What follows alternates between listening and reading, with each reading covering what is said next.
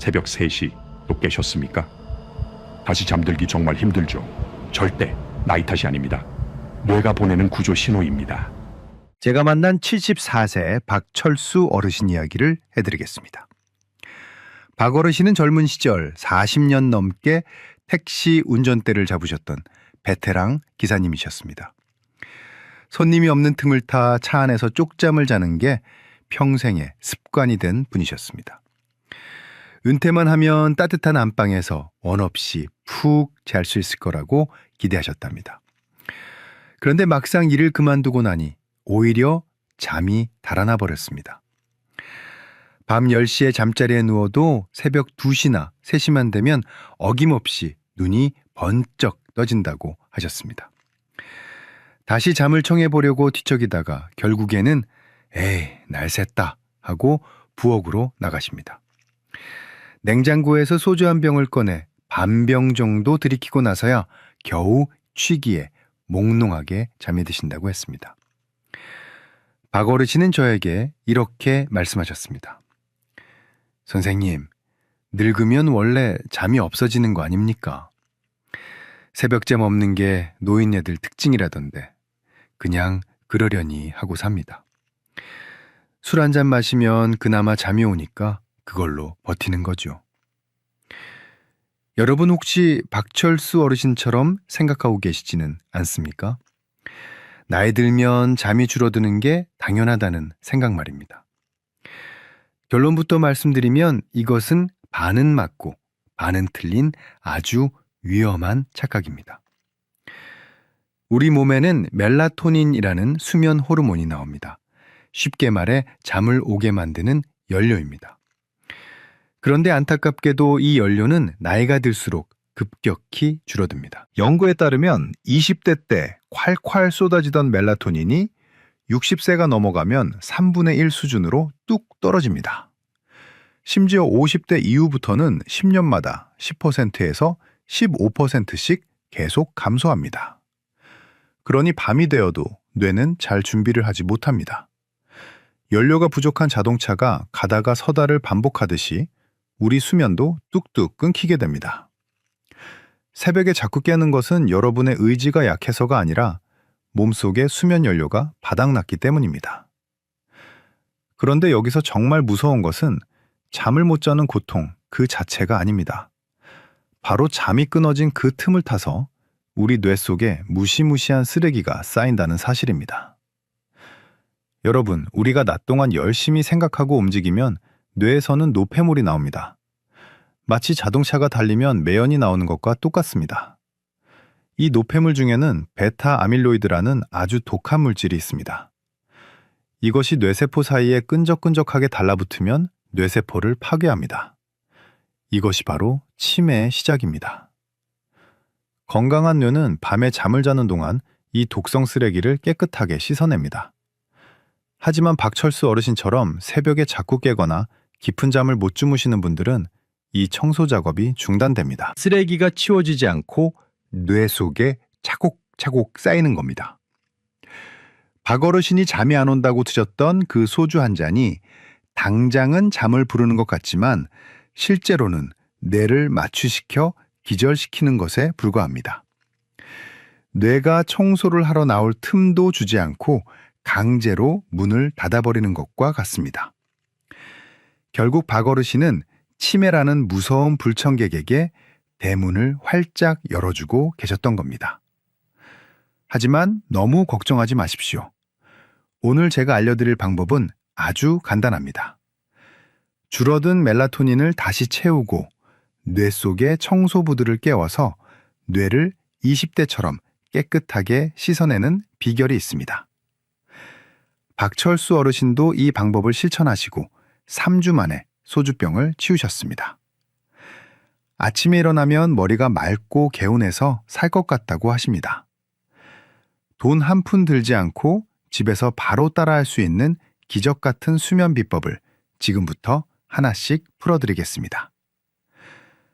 뇌가 보내는 구조 신호를 무시하지 마시고 오늘 밤부터 당장 실천해 보십시오. 오늘 영상이 여러분의 건강한 노후를 지키는 소중한 전환점이 되기를 바랍니다. 본격적인 이야기를 시작하기 전에 좋아요 한번 꾹 눌러주시면 제가 영상을 만드는데 큰 힘이 됩니다. 앞서 박철수 어르신의 새벽 기상이 단순 노화가 아닌 뇌의 구조 신호라고 말씀드렸습니다. 이번 파트에서는 어르신이 굳게 믿고 있었던 잘못된 상식을 깨트리고 잠을 훔쳐간 진짜 범인이 누구인지 명백히 밝혀드리겠습니다. 여러분이 밤잠을 설치는 이유 중에 가장 억울한 오해가 하나 있습니다. 바로 소변 문제입니다. 박철수 어르신도 처음 병원에 오셨을 때 이렇게 하소연하셨습니다. 선생님, 저는 전립선이 안 좋아서 자꾸 깹니다. 그래서 저녁 6시 이후에는 물 한 모금도 안 마십니다. 입이 바짝바짝 타들어가도 꼭 참는데 새벽 3시만 되면 어김없이 요의가 느껴져서 깹니다. 비뇨기과 약을 먹어도 소용이 없습니다. 아마 이 영상을 보시는 많은 분들도 무릎을 치며 공감하실 겁니다. 나이 들면 방광이 약해져서 깨는 거라고 철석같이 믿고 계실 테니까요. 그런데 제가 박 어르신께 드린 말씀은 충격적이었습니다. 어르신을 깨운 건 방광이 아닙니다. 범인은 목구멍에 숨어 있습니다. 이게 무슨 뚱딴지 같은 소리냐고요? 서울대병원 등 국내 유수의 의료기관 연구에 따르면 야간 빈뇨 때문에 깬다고 생각하는 환자의 절반 이상이 사실은 수면 무호흡증 때문인 것으로 밝혀졌습니다. 쉽게 말해 소변이 마려워서 깬 게 아니라 숨이 막혀서 깬 건데 뇌가 착각을 일으킨 겁니다. 원리는 이렇습니다. 잠을 자다가 기도가 좁아져서 숨이 컥 하고 막히면 우리 몸은 비상사태에 돌입합니다. 뇌는 산소가 부족해지니 주인을 살리기 위해 각성 신호를 보냅니다. 자율신경계가 흥분하고 심장은 산소를 공급하기 위해 미친 듯이 펌프질을 합니다. 이때 심장에서는 압력을 낮추기 위해 이뇨 호르몬을 뿜어냅니다. 그러면 콩팥이 갑자기 일을 하면서 방광에 소변이 급속도로 찹니다. 결국 숨이 막혀서 뇌가 살려달라고 깨운 건데 여러분은 잠에서 깨는 순간 느껴지는 요의 때문에 아, 내가 또 오줌 누려고 깼구나 하고 오해하는 겁니다. 만약 코를 심하게 고시거나 아침에 일어났을 때 입안이 사막처럼 바짝 말라 있다면 범인은 전립선이 아니라 수면 무호흡일 확률이 매우 높습니다. 이걸 모르고 물만 안 드시면 혈액이 끈적해져서 오히려 뇌혈관 건강만 더 나빠집니다. 박철수 어르신을 괴롭힌 범인은 또 있었습니다. 바로 약봉투 속에 숨어 있었습니다. 어르신은 10년 넘게 고혈압 약을 드시고 계셨습니다. 혈압약 성분 중에 베타 차단제라는 것이 있습니다. 이 약은 심장을 천천히 뛰게 해서 혈압을 낮추는 아주 좋은 약입니다. 하지만 치명적인 단점이 있습니다. 우리 몸에서 멜라토닌이 만들어지는 것까지 차단해버립니다. 지난 시간에 제가 멜라토닌은 잠을 오게 하는 연료라고 말씀드렸죠? 고혈압 약이 연료 공급선을 꽉 막아버린 셈입니다. 이걸 약물 유발성 불면증이라고 합니다. 낮에 먹은 약 기운이 밤까지 남아서 잠을 방해하는 겁니다. 박 어르신은 혈압을 잡으려다가 잠을 놓치고 계셨던 겁니다. 혹시 여러분도 혈압약을 드시고 계신다면 처방전을 한번 확인해 보시거나 주치의 선생님과 상의해 보실 필요가 있습니다. 그리고 마지막으로 가장 위험한 행동이 하나 있습니다. 바로 잠이 안 온다고 손쉽게 수면제를 드시는 겁니다. 박 어르신도 동네 의원에서 처방받은 수면제를 한 달 정도 드셨다고 합니다. 약을 먹으면 10분 만에 기절하듯 잠드니까 처음에는 천국이 따로 없다고 생각하셨답니다. 그런데 아침에 일어나면 머리가 깨질 듯이 아프고 점심때까지 멍한 상태가 이어졌습니다. 왜 그럴까요? 수면제는 우리 뇌를 자연스럽게 잠재우는 게 아닙니다. 야구방망이로 머리를 쳐서 기절시키는 것과 똑같습니다. 뇌의 스위치를 강제로 내리는 겁니다. 이렇게 잠들면 뇌파가 깊은 수면 단계로 내려가지 못합니다. 겉으로 보기에는 자는 것 같지만 뇌는 밤새도록 얕은 잠에서 허우적거립니다. 피로가 전혀 풀리지 않는 가짜 잠입니다. 더 무서운 건 낙상사고입니다. 수면제 성분은 근육을 흐물흐물하게 만듭니다. 새벽에 화장실 가려고 비몽사몽 일어나다가 다리에 힘이 풀려 넘어지는 경우가 너무나 많습니다. 노년의 고관절 골절은 암보다 무섭다는 말 들어보셨죠? 잠 좀 자보려다가 평생 걷지 못하게 될 수도 있습니다. 박철수 어르신은 진짜 범인이 자신의 목구멍과 매일 먹던 혈압약 그리고 수면제였다는 사실을 알고 깜짝 놀라셨습니다. 엉뚱한 곳에서 답을 찾고 계셨던 겁니다. 원인을 알았으니 이제 해결책을 찾을 차례입니다.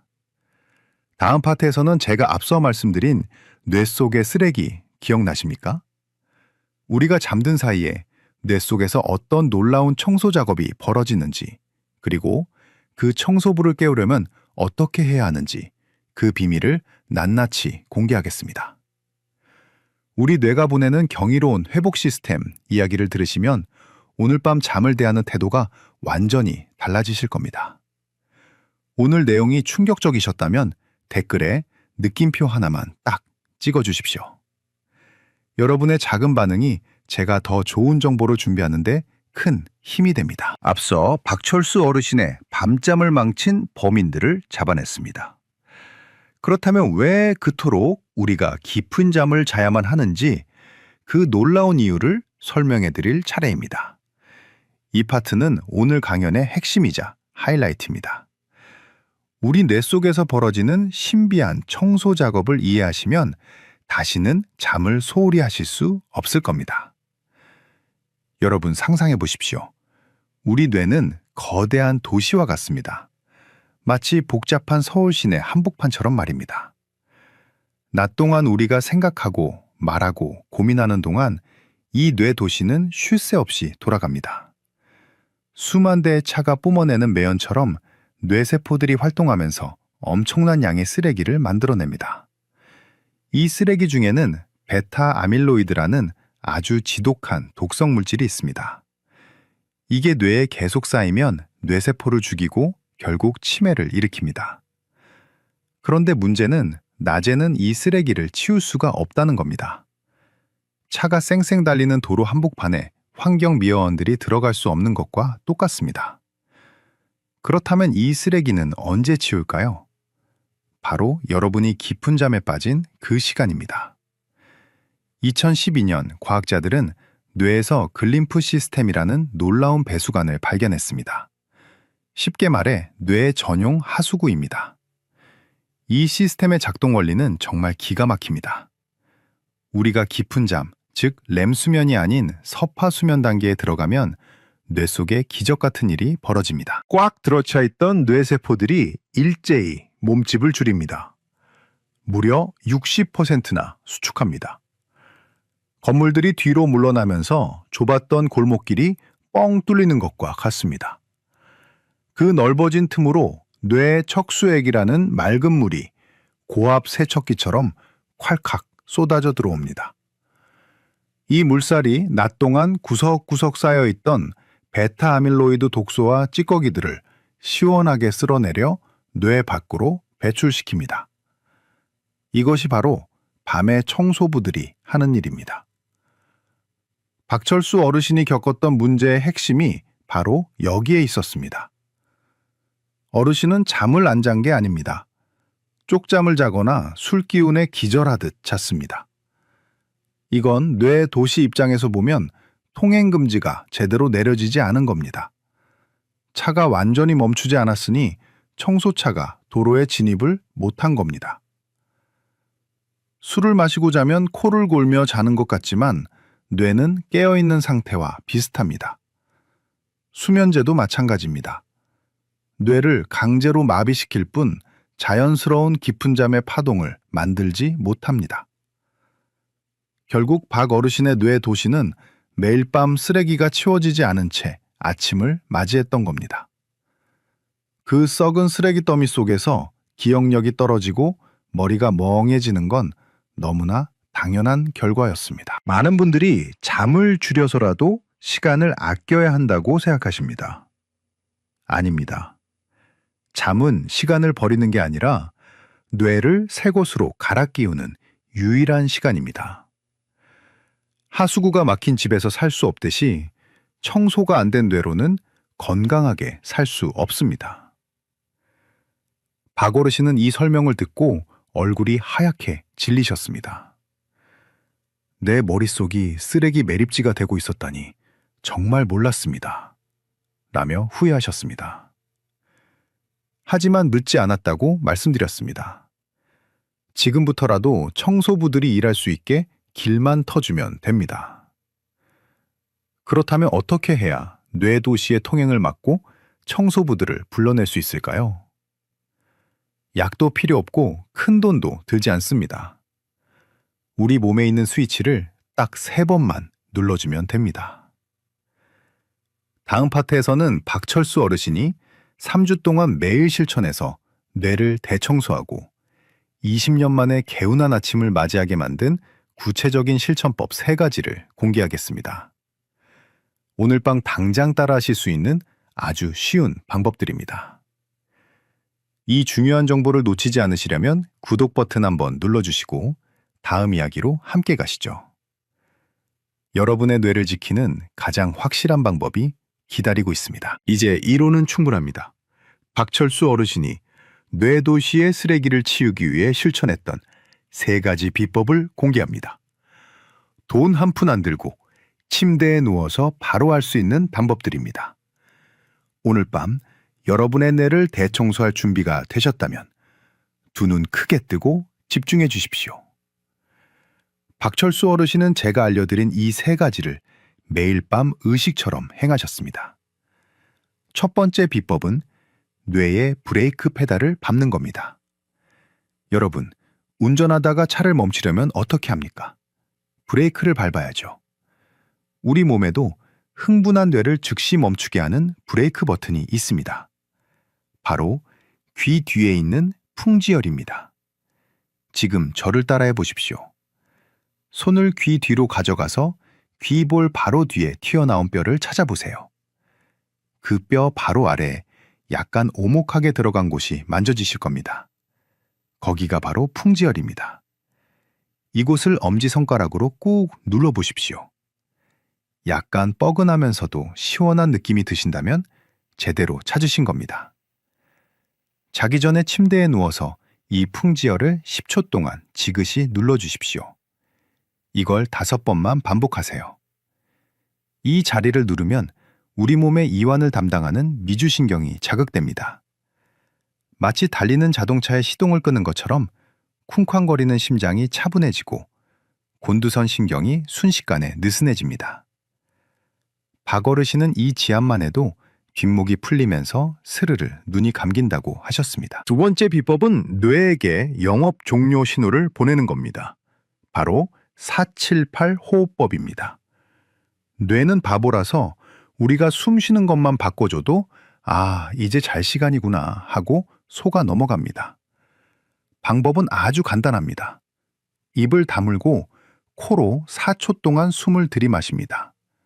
하나, 둘, 셋, 넷. 그 다음 숨을 멈추고 7초를 버팁니다. 하나, 둘, 셋, 넷, 5, 6, 7. 마지막으로 입으로 후 하고 소리내며 8초 동안 천천히 내뱉습니다. 하나, 둘, 셋, 넷, 5, 6, 7, 8. 이 호흡의 핵심은 8초 동안 길게 내뱉는 날숨에 있습니다.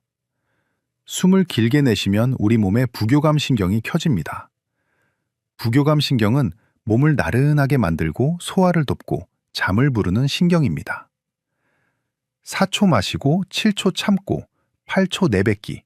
이것을 딱 4세트만 하십시오. 2분도 안 걸립니다. 박 어르신은 처음에 숨 참는 게 힘들다고 하셨지만 3일 정도 하시더니 이제는 이거 하다가 중간에 잠들어 버린다고 웃으셨습니다. 세 번째 비법은 사실 밤이 아니라 아침에 하는 겁니다.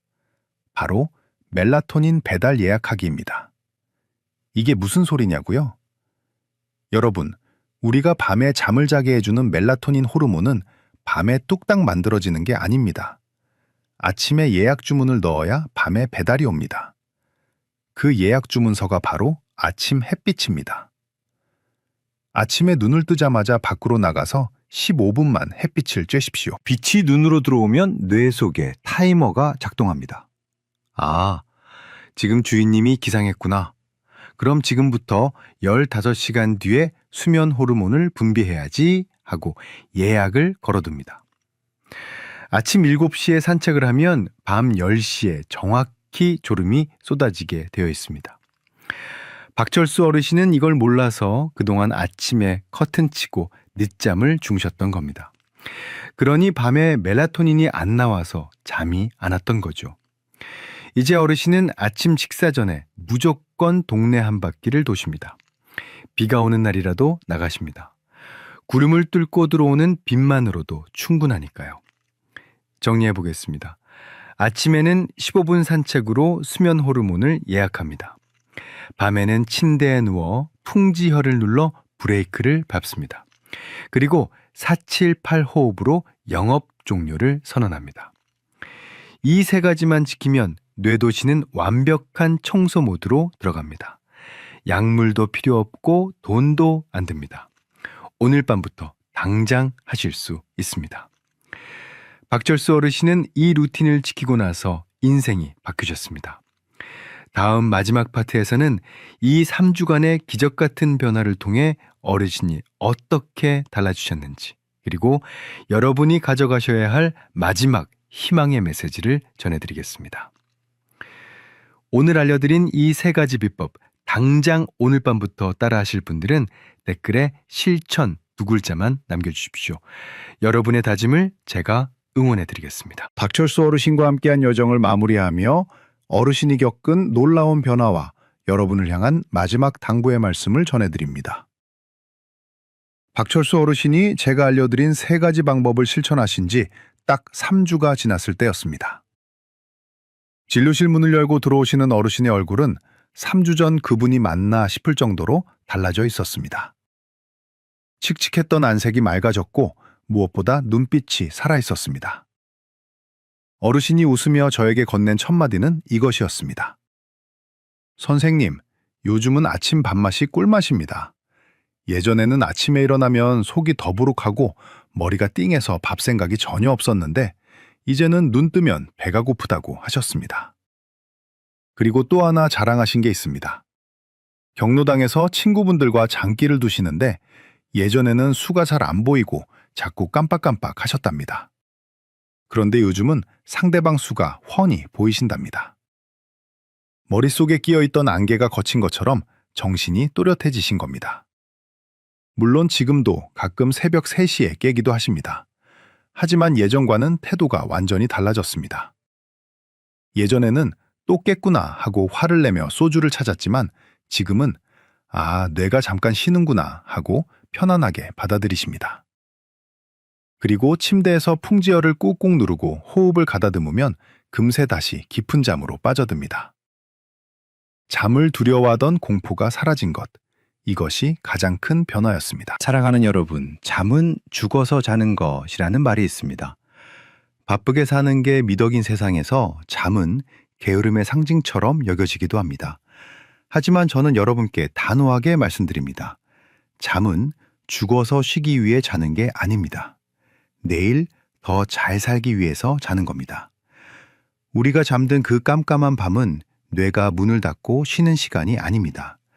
오히려 그 어느 때보다 치열하게 움직이며 내일을 위해 여러분의 뇌를 닫고 조이고 기름칠하는 성스러운 시간입니다.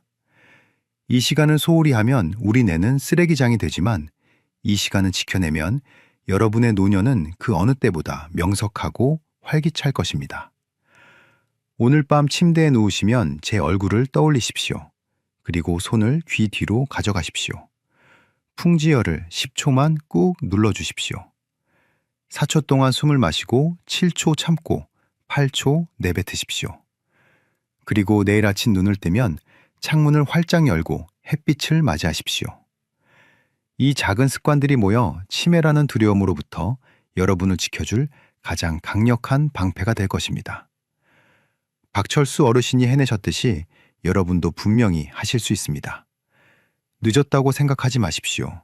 오늘 밤이 여러분의 뇌를 되살리는 첫 번째 밤입니다. 오늘 밤은 부디 깨지 않고 푹 주무시길 진심으로 기원합니다. 아침에 개운한 얼굴로 다시 뵙겠습니다. 감사합니다.